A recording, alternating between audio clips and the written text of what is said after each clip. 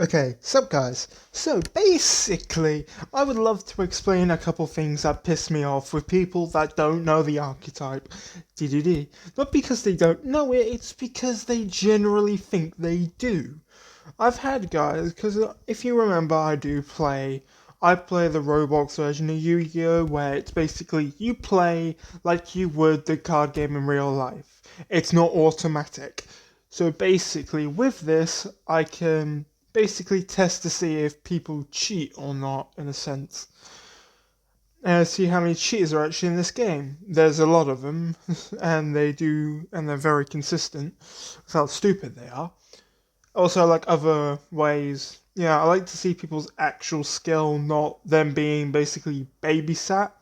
So, when it comes to DVDs, everyone somehow either has it backwards or thinks it doesn't exist. What Triple D and DDD have in common. It's the most stupidest thing ever. Because I've tried to summon Kelly Yuga with two level 8 triple Ds, but they say, oh, that can't happen because it's two DDDs. And Google supports this argument by saying, oh, DDDs count as triple Ds, but triple Ds don't count as DDs. What makes zero sense? Because then, if that was the case, then High Flame King, um, yeah, High King Flame Genghis would be broken because it'd be basically like, actually no, any of the fucking cards would be broken. Except, oh wait, let me just quickly check. I need to check which one special summons at level 4 because except that, every other one is about as broken as it is. Okay, yeah, it's Alexander.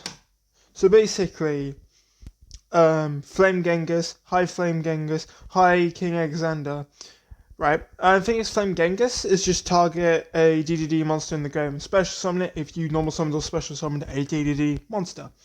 By this logic, you get where I'm going with this, so you can basically be like, oh, summon a DDD brings back a triple D.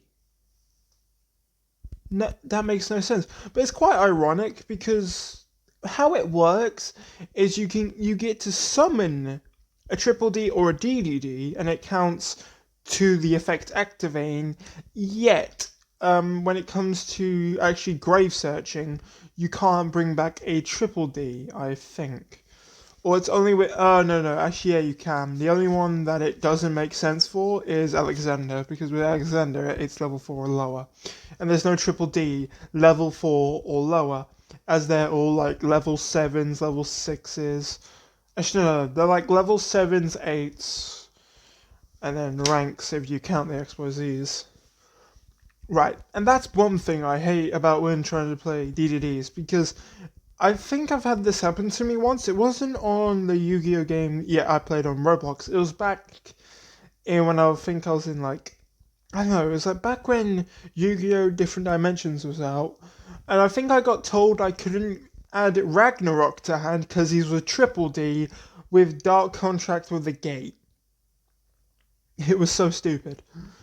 Oh my god. And the funny thing is, I ended up doing this against some guy. Oh my god. So basically, what this does, and every time I use I'm sick and tired of using DDD deck on Roblox because I'm being told so many times that I'm not using my cards right when I use them right. And the worst part about the online thing, for some reason, fucking one of the main, oh look, right here. You see that, that link right there I just summoned.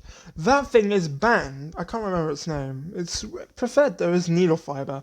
Basically, that card is almost essential to have in the deck because it's so good for the deck. Yet it's banned in the fucking game. While it's not banned on the ban list in TCG or YSG. I mean, no, in the TCG. So it makes no sense. Again, it's not even no format it's even banned in as well. That's what makes even less sense. But whatever. But the thing I hate is this guy. I've had an issue because they go up in my face and try to tell me this is how your deck is played, and I'm like, I know how my deck is played. I play it, and the thing what I hate the most is when I get told in tag duels that my traps, my contracts, go off in my friendly mate's turn, which they don't because it's not my turn, it's my friend's. Unless I get we're sharing boards, so we're not sharing decks, are we? So, yeah, it's just stupid, but that's whatever. Normally I shouldn't have traps on field, but I always get stopped. But besides that, then with basically what happened is, so I summoned Kelly Yuga overlaying to level 8 that were triple D. The idiot who was quote-unquote judge, and what these judges do, they basically sit there, you make one mistake, they will run right in your face and say you're cheating, and then go to your opponents and say, leave, he's cheating. This happened and it pissed me off, because I don't want to be fucking shown off as a cheater, because I'm not a cheater. I play this game, I wouldn't say professionally, but I do play this game good enough.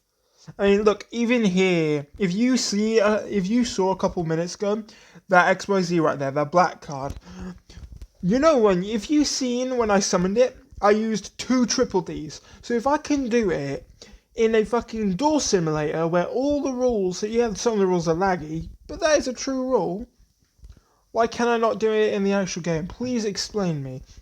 Because it makes no sense.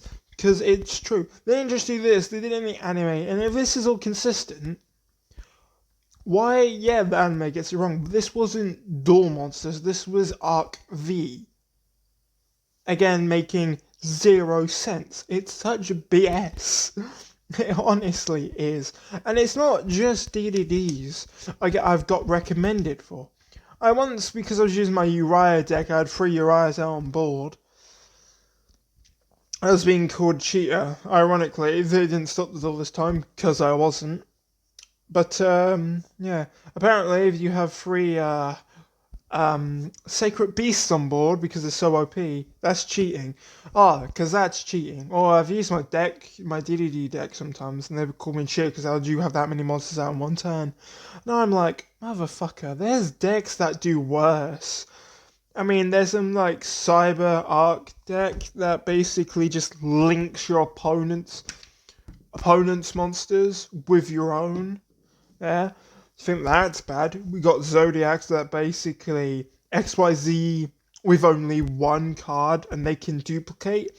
That means you can get double on field. That means there's some spastic strategies and you can easily go into cards like Zeus. So it's like, come on.